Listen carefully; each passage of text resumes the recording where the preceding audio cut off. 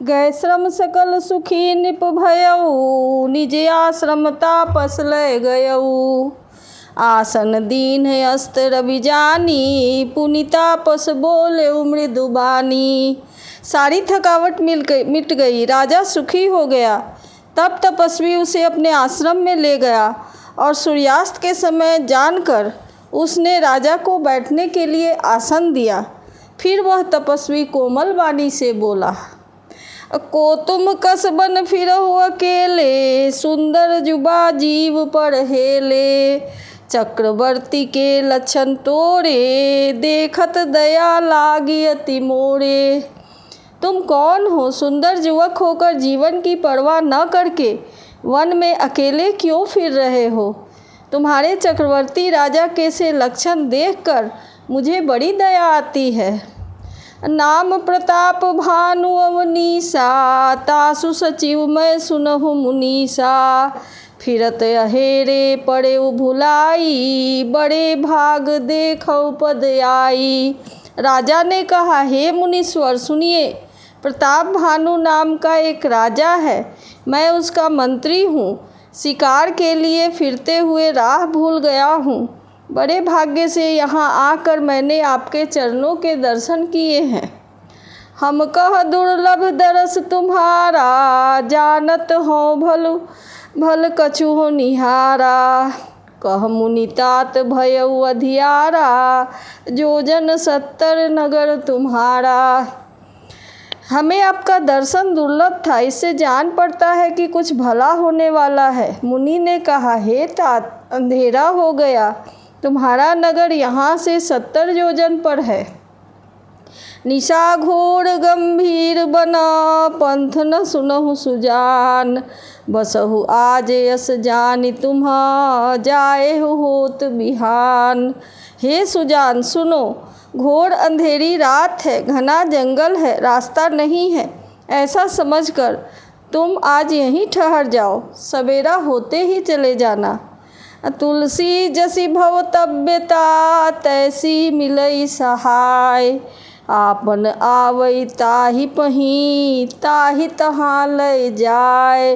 तुलसीदास जी कहते हैं, जैसी होनहार होती है वैसी ही सहायता मिल जाती है। या तो आप उसके पास चले जाते हैं या उसको वहाँ ले जाती हैं। भले ही नाथ आय सुधरि सीसा, बाधि तुरगतर बैठ महिषा।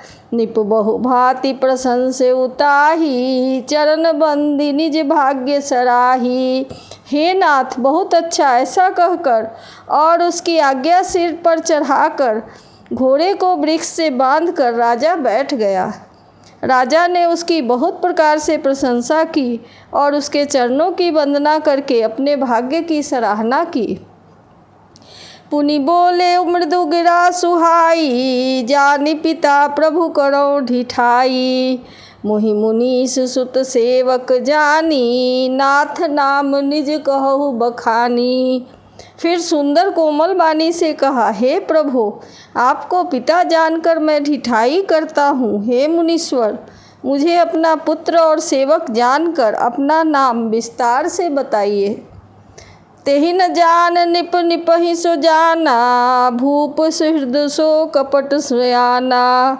बैरी पुनि छत्री पुनि राजा, छल बल कीन्ह चहई निज काजा। राजा ने उसको नहीं पहचाना, पर वह राजा को पहचान गया। राजा तो शुद्ध हृदय था और वह कपट करने में चतुर था। एक तो बैरी, फिर जाति का क्षत्रिय, फिर राजा। वह छल बल से अपना काम बनाना चाहता था। समुझी राज सुख दुखित अराती, अवा अवन अनल इव सुल गई छाती। सरल बचन निप के सुनि काना, बयर संहारी हृदय हरसाना। वह शत्रु अपने राज्य सुख को समझ करके दुखी था। उसकी छाती कुम्हार के आवे के आग की तरह भीतर ही भीतर सुलग रही थी। राजा के सरल वचन कान से सुनकर अपने वैर को याद कर वह हृदय में हर्षित हुआ। कपट बोरी बानी मृदुल, बोले जुगति समेत। नाम हमार भिखारी अब निर्धन रहित निकेत। वह कपट में डुबोकर बड़ी युक्ति के साथ कोमल बानी बोला, अब हमारा नाम भिखारी है, क्योंकि हम निर्धन और घर द्वारहीन हैं। कह निपजे विज्ञान निधाना, तुम सरीखे गलित अभिमाना। सदा रहहि अपनौ पौदुराए, सब विधि कुशल कुबेश बनाए। राजा ने कहा, जो आपके सदृश विज्ञान और सर्वथा अभिमान रहित होते हैं, वे अपने स्वरूप को सदा छिपाए रखते हैं, क्योंकि कुबेश बनाकर रहने में ही सब तरह से कल्याण है। तेहिते कहहि संत सुति टेरे, परम यकिंचन प्रिय हरि केरे। तुम समय अधम भिखारी अगेहा, होत बिरंचि सिवहि संदेहा। इसी से तो संत और वेद पुकार कर कहते हैं कि परम अकिंचन, सर्वथा अहंकार, ममता और मान रहित को ही भगवान के प्रिय होते हैं। आप सरीखे निर्धन, भिखारी और गृहीणों को देखकर ब्रह्मा और शिव जी भी संदेह करने लगते हैं कि वे वास्तविक संत हैं या भिखारी। जो सो तव चरण नमामि, मो पर कृपा करिए अब स्वामी। सहज प्रीति भूपति कह देखी, आप विषय विश्वास विसेखी।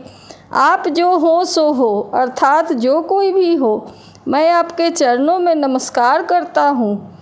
हे स्वामी, आप मुझ पर कृपा करें। अपने ऊपर राजा की स्वाभाविक प्रीति और अपने विषय में उनका अधिक विश्वास देखकर सब प्रकार राजहि अपनाई, बोले अधिक स्नेह जनाई। सुनु सती भाव कहूँ महिपाला, यहाँ बसत बीते कछु काला। सब प्रकार से राजा को अपने वश में करके अधिक स्नेह दिखाता हुआ वह कपट तपस्वी बोला, हे राजन सुनो, मैं तुमसे सत्य कहता हूँ, मुझे यहाँ रहते बहुत समय बीत गया। अब लगी मोहि न मिले कोई, मैं न जनावऊ काहू।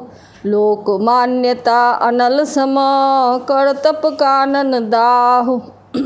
अब तक न कोई मुझसे मिला और न मैं अपने को किसी पर प्रकट करता हूँ, क्योंकि लोक में प्रतिष्ठा अग्नि के समान है, जो तप रूपी वन को भस्म कर डालती है। तुलसी देखि सुबेश, भूलहि मूढ़ न चतुर नर। सुंदर के किहि पेख, बचन सुधा समय असन यही। तुलसीदास जी कहते हैं, सुंदर वेश देखकर मूढ़ नहीं, मूढ़ तो मूढ़ ही है, चतुर मनुष्य भी धोखा खा जाते हैं। सुंदर मोर को देखो, उसका वचन तो अमृत के समान है और आहार सांप का है। ताते गुपुत्र हूँ जग माही, हरि तज किमपि प्रयोजन नाही। प्रभु जानत सब बिनहि जनाए, कहु कवन सिद्धि लोक रिझाए। कपट तपस्वी ने कहा, इसी से मैं जगत में छिप कर रहता हूँ, श्री हरि को छोड़कर किसी से कुछ भी प्रयोजन नहीं रखता। प्रभु तो बिना जनाए ही सब जानते हैं, फिर कहो संसार को रिझाने से क्या सिद्धि मिलेगी। तुम सुचि सुमति परम प्रिय मोरे, प्रीति प्रतीति मोहि पर तोरे। अब तो तात दुरावऊ तो ही, दारुण दोष घटई अति मोही। तुम पवित्र और सुंदर बुद्धि वाले हो, इससे मुझे बहुत ही प्यारे हो, और तुम्हारे ऊपर मेरी प्रीति और विश्वास है। हे तात, अब यदि मैं तुमसे कुछ छुपाता हूँ तो मुझे बहुत ही भयानक दोष लगेगा। जिमि जिमि तापस कथई उदासा, तिमि तिमि निपहि उपज विश्वासा। देखा स्वबस कर्म मन बानी, तब बोला तापस बग ध्यानी। जो वह तपस्वी उदासीनता की बातें करता था, त्यों ही राजा को उस पर विश्वास उत्पन्न होता जाता था। जब उस बगुले की तरह ध्यान लगाने वाले कपटी मुनि ने राजा को कर्म, मन और वचन से अपने वश में जाना, तब वह बोला, नाम हमार एक तनु भाई, सुनि निप बोले पुनि सिर नाई। कहु नाम कर अर्थ बखानी, मोहि सेवक यति आपन जानी। हे भाई, हमारा नाम एक तनु है।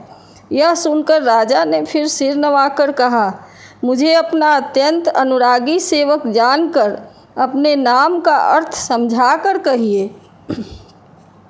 आदि सृष्टि उपजी जबहि, जब उत्पत्ति भय मोरी। नाम एक तनु हेतु तेहि, देह न धरी बहोरी। कपटी मुनि ने कहा, जब सबसे पहले सृष्टि उत्पन्न हुई थी तभी मेरी उत्पत्ति हुई थी। तब से मैंने फिर दूसरी देह धारण नहीं की, इसी से मेरा नाम एक तनु है। जनिया चरज करहु मन माही, सुत तपते कछु दुर्लभ नाही। तपते जग सृजई विधाता, तप बल विष्णु भये परित्राता। हे पुत्र, मन में आश्चर्य मत करो, तप से कुछ भी दुर्लभ नहीं है।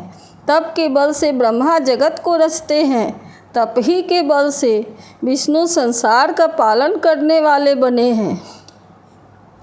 तप बल शंभु करहि संहारा, तपते अगम न कछु संसारा। भयउ निपहि सुनि अति अनुरागा, कथा पुरातन कहे सुलागा। तप ही के बल से रुद्र संहार करते हैं। संसार में ऐसी कोई भी वस्तु नहीं जो तप से न मिल सके। यह सुनकर राजा को बहुत अनुराग हुआ और वह तपस्वी पुरानी कथाएं कहने लगा।